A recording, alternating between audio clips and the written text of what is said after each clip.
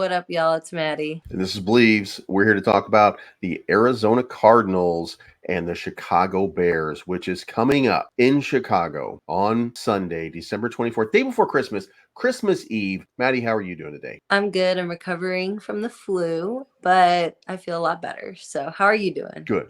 My son had COVID this week. I didn't catch it. I don't feel sick at all. But the important thing is Justin Fields is not sick, and he is going through it right now in the media, everywhere you can think.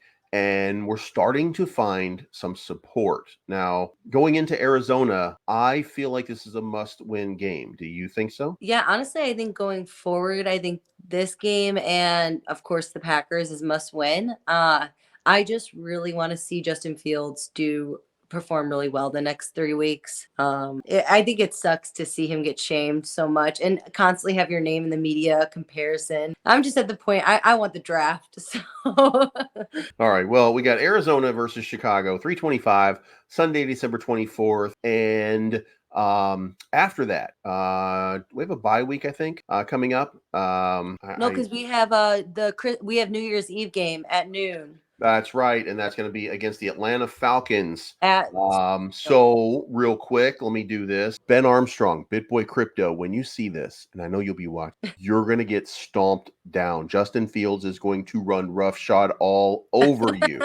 Anyway, just so you guys know, and for anybody who doesn't know, I do cryptocurrency. And Ben Armstrong, BitBoy Crypto, is one of my friends. So yeah, he's a big time Atlanta fan. So I just want to let everybody know he is going to get stomped down. BitBoy, picture a mud hole. That's what's going to happen right there. But anyway, I digress. Back to Arizona. So Kyler Murray's been back. Kyler Murray has been back a couple of games. Not looking good. 29 points last week in a losing effort against San Francisco. San Francisco in rarefied air right now, playing really good ball.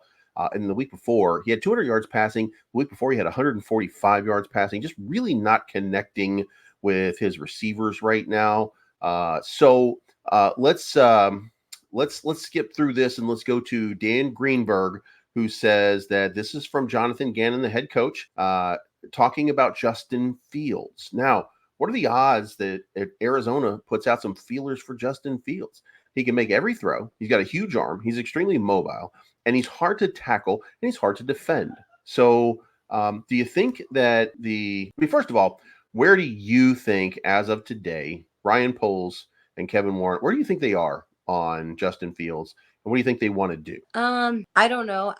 Part of me thinks they're just as lost as all of us in a way, because there's just so much media attention. I want to pull up this thing. Dan Orlovsky.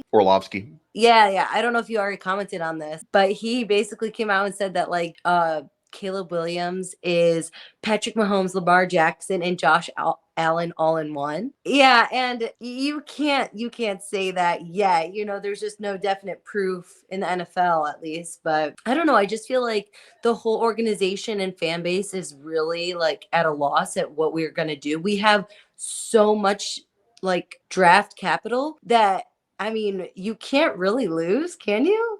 I think no matter what, the Bears are in a great position. And I think that's based on the defense. Yeah. But I think we should probably do this. Dan Orlovsky, and I'm going to talk to you using English because I don't speak donkey. And I assume you're part donkey for some of those ignorant comments that you just made. Serious. You thought, by the way, that the greatest player in the NFL is Patrick Mahomes. Patrick Mahomes looks pedestrian all season long, courtesy of Matt Nagy. Now, if that's the case, then what is it that Luke Getzey's doing prohibiting Justin Fields from looking the same way? And your answer might be, well, there's a pedigree or something like that. Well, we haven't had the coaching that Patrick Mahomes has had. And when Patrick Mahomes got the coach for his offense that we had coaching our entire team, he looks like a substitute. So you tell me, Dan Orlovsky, if that's your real name, what do you think of that there? Good. I love your rant. Okay, Bleeves getting mad. Yay. Don't like that. I agree. I when I saw that today, I was just like, come on, man. I mean, not only is that a bad take, that's bad for Caleb Williams too. Even if I'm a supporter of Caleb Williams, if I have Caleb Williams, I'm not fortunate enough to have Caleb Williams on my team next year, I'm going to be furious that those kind of expectations are placed upon him by a fan base, and he might just be good, not great, or he might be a budding superstar. But the pressure of those kind of stupid comments from a hack is going to make it so much more difficult for him to perform at an elite level, unless maybe he's good with the pressure. Maybe he is, but most people are not, and it doesn't serve him well. There was another podcast that came out, I think, yesterday, and it was a former NFL player, I believe, who said that 2024 the Bears should be content. They should be playoffs at least. Like we are expecting playoffs next year. I am 100% expecting the playoffs next year. But say we do draft Caleb Williams, the amount of pressure we are putting on this rookie quarterback in the first year it's like mind blowing, and that's like, Bears fan base could be a little toxic. Just imagine what happens the first week if he doesn't live up to that height. He'll never get the energy back. It's a lot of pressure both ways. If we continue with Justin Fields, well, he better be leading us to the playoffs in the NFC North. Well, let me ask you a question in that, and I'm not defending Caleb Williams or anybody or anything like that, and I'm not defending Dan or anybody, but how do you think Justin Fields has done the last few games? I'm still going to grade him like a B-, like C+. Good enough to be a starter on any NFL team, right? I think he's good enough to be a starter on any NFL team. And the Raiders seem to be real excited about the possibility of getting him from the Bears, is what the rumors are right now. So he's at least considered. A lot of teams are kind of looking at Justin Fields. But what about the first 4 games of this season? Okay, but then can you blame the coaching staff for not playing him nearly enough as they should have? That's not my point. My point is Caleb Williams can turn it around just like Justin Fields, I think, turned it around.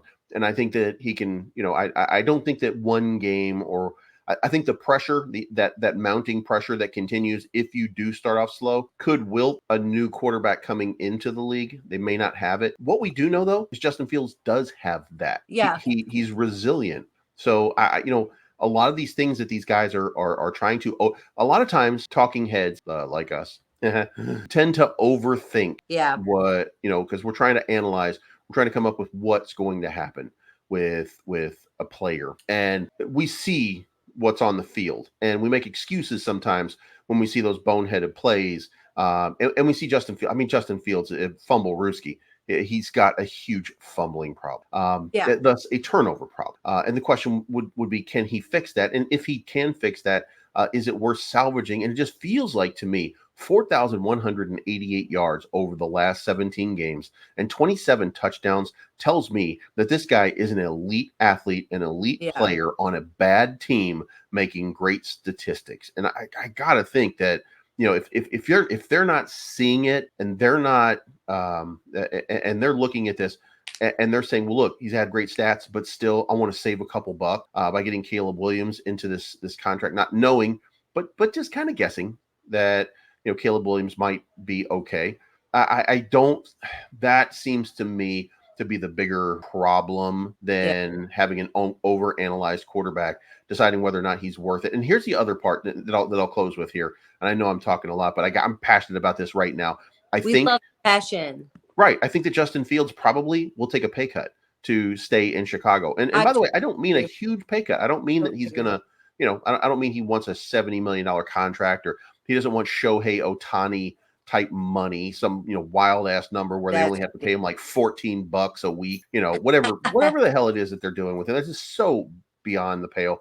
But I would think that Justin Fields wants to win. And he knows he's got one shot, but he also knows he's an NFL quarterback. And I think that he'll take a reasonable package deal and, give the team the flexibility that it needs, or at least he'll take and sign a large contract if he has a good year or two, and then renegotiate that contract immediately to try to give them some relief. I think that's the move that's going to happen. Like, I think that's. Well, I hope so. I think Justin Fields is great. So, and the team is only getting better. Yeah, I would agree. So now it comes down to what is going to happen on Sunday. The 3-11 Arizona Cardinals are coming to town. Kyler Murray is back in the starting lineup. I have 3 weeks ago said some bad things about Kyler Murray when I said that. When I said that he's a product of the Lincoln Riley system and he's not that good. Just like I said, the same thing about Baker Mayfield, who's flamed out in every place that he's gone. Kyler Murray is starting to flame out. Yeah. And I think the same thing could be happening to Caleb Williams, that we could be looking at a system quarterback who is doing all. Look, we Baker Mayfield, Heisman, Kyler Murray, Heisman, Caleb Williams, Heisman. Like, these are the guys in the conversation, and the only real factor here that ties them all together is Lincoln Riley. So if that's the case, then couldn't it stand to reason that maybe we're over evaluating Caleb Williams, and maybe these guys, these super smart dudes, are over evaluating a good quarterback on a mediocre team and calling him, this game changing guy, when in fact maybe he's not. Yeah. I mean, we don't even know. I'm no expert. Sometimes the experts, they be talking way too much. I don't really know much about either of them, Kyler Murray or Baker Mayfield. I just know they don't win much. So I think that they're both athletes. I think that they both want to win. I think that they're both talented. I think this could be a product of coaching, by the way. And it could be that the thought about them based on their draft position and how highly they were drafted could lead people to say that, they should be better than they really are. And again, it could be because of that offensive system, which really is designed for a quarterback. So yeah. if that's the case, then, I'm not sold on Caleb Williams versus Justin Fields. I Yeah. know what I've seen from Justin Fields. I'm not sure about what I've seen from Caleb Williams. Take out the fact that he cried to his mother. I don't think that that's an issue. You lose a game that you really want to win. You think that you've got this. You come back, and he played one more season. Could have come out last year. Yeah. Played one more season. Came back to run it back one more time to try to win a back-to-back Heisman, and to see that go down in flames, even though it's not his fault. Yeah. That's disheartening. I mean, that's disheartening. And the thing that we forget is, even though he's 19 years old right now, he's still a kid. Yeah, he is. And people are like, oh my God, he polishes his nails. Bro, what? I hate Twitter. Like, what the hell? I don't care. How would I ever even know that? People, I just want the draft. I want the NFL draft so badly. All right. Well, I did do a draft analysis, and I saw what was the most exciting draft I've ever seen, coming from a fake Ryan Poles account. Really? And he said that the Bears draft down and drop to the number 3 to give Arizona, I think, the number 1 pick. Yeah. And then they end up getting Marvin Harrison Jr. Yep. And that at the number 7 pick, they get Malik Neighbors. I saw that exact one you're talking about. And I was like, oh my God. Could you imagine an offense? Even look, I mean, the problem and the knock against Justin Fields is the reads, right? Well, if you're getting the receivers who are giving you the open looks that you need to get so that you can develop further, and you've got an offensive coordinator who's calling these plays for that, then I really think that he would thrive in a system in which he had DJ Moore, Marvin Harrison Jr., Malik Neighbors, Cole Kmet, and then in relief, you've got Tyler Scott and Darnell Mooney just burning down the field. Like, I mean, that just seems like a murderer's row. There's just weapons surrounding him, Right. So, yeah, I saw the exact draft. And I was like, holy shit. Who's beating that? Right. I felt like that was amazing. I agree. So we can only hope. So now you got to call it. What is going to happen? Are the Arizona Cardinals going to come in here and shock the world and pull out a victory? Or is Justin Fields going to shut everybody up and shut it down for the year and prove that they've turned this team around and that we're just watching the start of it all? I think Justin Fields is going to have a great game. I think the Bears in general are going to have a very efficient offensive game.